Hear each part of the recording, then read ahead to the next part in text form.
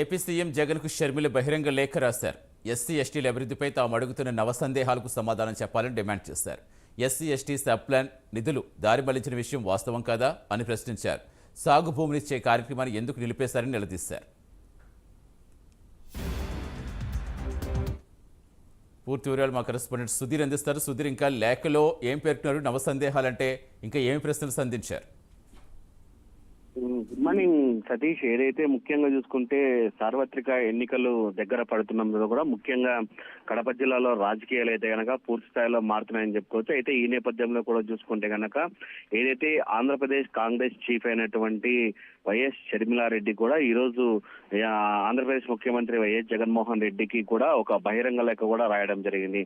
అయితే ముఖ్యంగా చూసుకుంటే కనుక ఈ బహిరంగ లేఖలో కూడా ఆమె దాదాపుగా 9 అంశాలను కూడా లేవనెత్తింది. ఆ 9 అంశాలను కూడా లేఖలో కూడా వైఎస్ జగన్మోహన్ రెడ్డికి రాసి పంపించడం జరిగింది. అయితే ముఖ్యంగా చూసుకుంటే కనుక 9 అంశాలు చూసుకుంటే కనుక ఒకసారి ఏదైతే ఎస్సీ ఎస్టీ అలాగే సబ్ ప్లాన్ నిధులను దారి మళ్లించిన విషయం పూర్తి స్థాయిలో అది వాస్తవమా కాదా అంటూ కూడా ఆమె మొదటిగా ఆ లేఖ రాయడం జరిగింది. అలాగే మరో రెండో పాయింట్ చూసుకుంటే కనుక సాగు భూమిని ఇచ్చే కార్యక్రమాన్ని ఎందుకు నిలిపివేశారంటూ, అలాగే 28 పథకాలను అర్ధాంతరంగా ఎందుకు ఆపివేశారంటూ, అలాగే ఎస్సీ ఎస్టీ పునరావాస కార్యక్రమంలో ఏపీలో ఎందుకు నిలిచిపోయిందని, అలాగే ఎస్సీ ఎస్టీ విద్యార్థుల కోసం పెట్టినటువంటి విదేశీ విద్యా పథకాన్ని అంబేద్కర్ పేరు ఎందుకు తీసేశారంటూ, అలాగే దళిత గిరిజన సిట్టింగ్ ఎమ్మెల్యేలకు ఈసారి ఎందుకు సీట్లు నిరాకరించారంటూ కూడా ఆమె లేఖలో రాయడం జరిగింది. అయితే మరో ముఖ్యంగా చూసుకుంటే గనక ఎస్సీ ఎస్టీలపై రాష్ట్రంలో దాడులు పెరిగాయంటూ ఇది మీ వివక్షత కాదా అంటూ కూడా ఆమె లేఖలో రాయడం జరిగింది. అలాగే దళిత డ్రైవర్ ను చంపి సూట్ కేసుల్లో డెలివరీ చేసిన ప్రభుత్వం మీది కాదా అంటూ, అలాగే ఎమ్మెల్సీని ఎందుకు మీరు సమర్థించుకుంటున్నారంటూ కూడా ఆమె లేఖలో రాయడం జరిగింది. అలాగే స్టడీ సర్కిల్స్ కు సంబంధించినటువంటి నిధులు కూడా పూర్తి స్థాయిలో ఇవ్వకుండా వాటిని ఎందుకు నిర్వీర్యం చేశారంటూ కూడా ఈమె 9 ప్రశ్నలను కూడా పూర్తి స్థాయిలో లేఖలో రాయడం జరిగింది. అయితే ఇవన్నిటికి కూడా పూర్తి స్థాయిలో కూడా వైఎస్ జగన్మోహన్ రెడ్డి సమాధానం చెప్పాలని, ఆయన తిరిగి నాకు లేఖ రాయాలని చెప్పి కూడా ఆమె ప్రధానంగా ఈ రోజు వైఎస్ జగన్మోహన్ రెడ్డికి లేఖ రాయడం జరిగింది.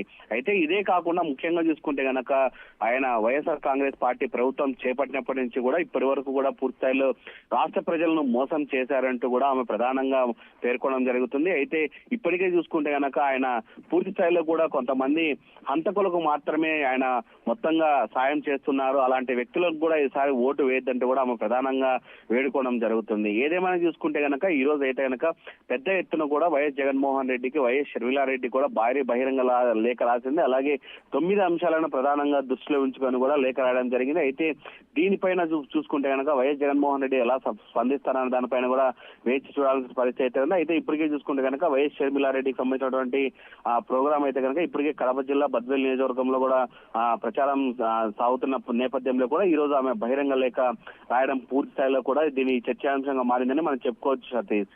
Right, thank you Sudheer.